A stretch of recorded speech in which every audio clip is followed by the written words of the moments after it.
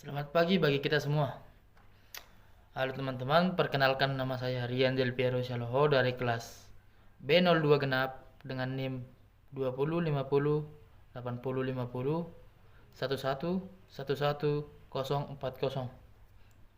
Di sini saya akan mempresentasikan sedikit dari makalah yang kami kerjakan lalu hari. Makalah kami berjudul Sistem Aquaponik sebagai upaya pemanfaatan limbah budidaya ikan. Sebelum kita masuk ke topik pembahasan, di sini saya ingin menjabarkan sedikit mengenai rumusan masalah mengenai sistem aquaponik tadi. Rumusan masalahnya yaitu yang pertama, apa saja kandungan yang terdapat pada limbah budidaya ikan. Lalu selanjutnya, apa saja jenis limbah yang digunakan dalam sistem aquaponik. Lalu bagaimana upaya pemanfaatan limbah budidaya ikan dengan sistem aquaponik. Dan yang terakhir mengenai apa saja dampak yang diberikan dari pengolahan limbah budidaya ikan dengan sistem aquaponik.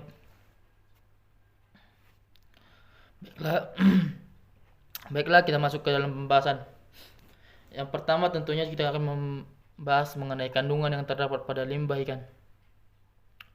Limbah budidaya ikan merupakan hasil aktivitas metabolisme yang banyak mengandung amonia. Ikan akan mengeluarkan 80-90% amonia atau N-anorganik melalui proses osmoregulasi, sedangkan dari feses urinnya sekitar 10-20% dari total nitrogen.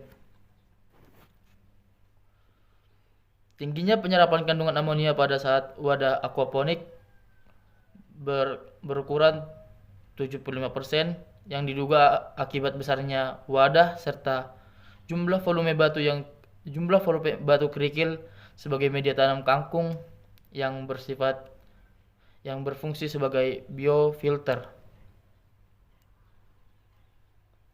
Kandungan amonia pada limbah budidaya di perairan bersifat toksik dan bahkan bisa mematikan ikan.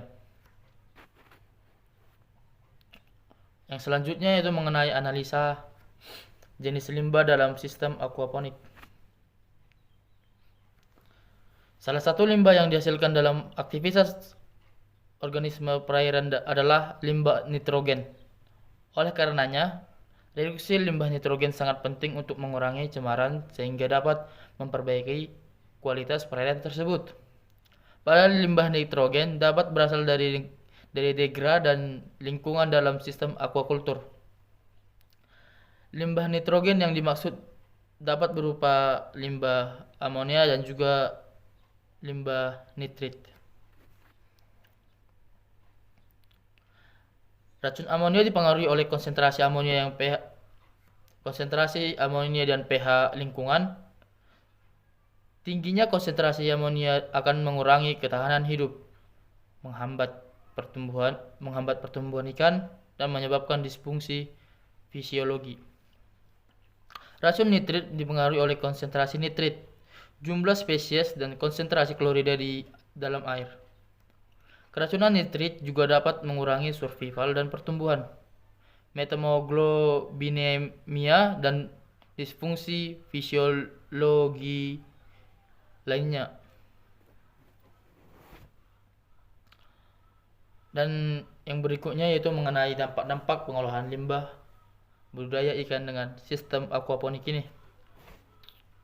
Sistem aquaponik ini berpengaruh terhadap perbaikan kualitas air, media dan peredaran ikan, khususnya pada kandungan amonia atau NH3.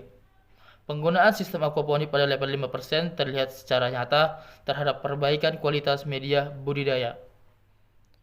Pengaruh keberadaan benih juga dipengaruhi terhadap pertumbuhan kultifan yang menggunakan sistem aquaponik, khususnya terhadap panjangnya total ikan.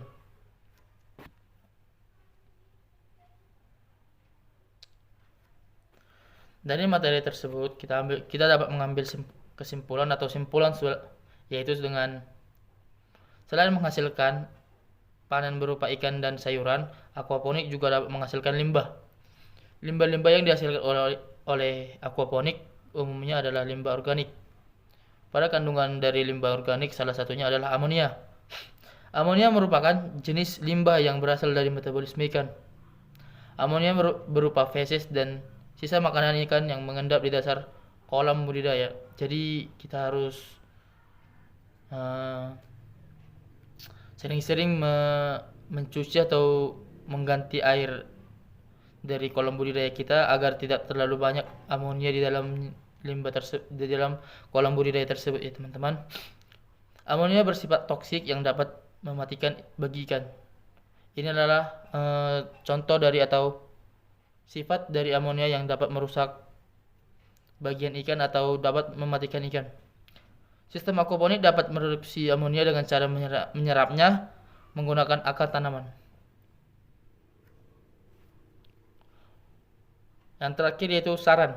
Seperti yang tadi saya katakan, petani kolam budidaya harus sering-sering mengganti air dalam waktu tertentu.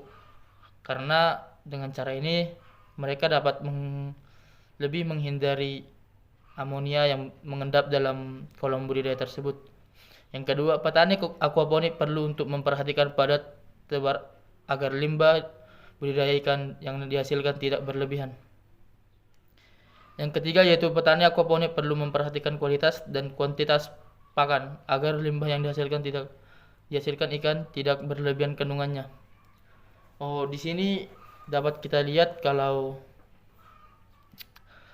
pakan dan juga makanan-makanan dari ikan tersebut juga dapat menyebabkan limbah terhadap ikan tersebut. Jadi akan lebih baik jika kita menakar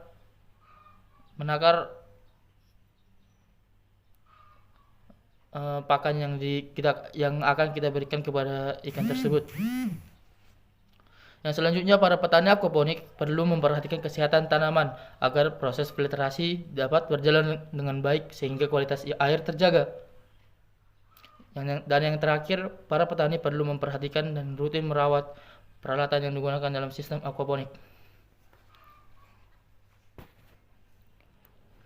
Baiklah teman-teman, sekian dari hasil presentasi yang saya dapat lakukan pada pagi hari ini. Jika ada kata-kata yang salah dan juga kata-kata saya yang kurang enak di hati, saya meminta maaf dan juga saya ucapkan banyak terima kasih. Sekian.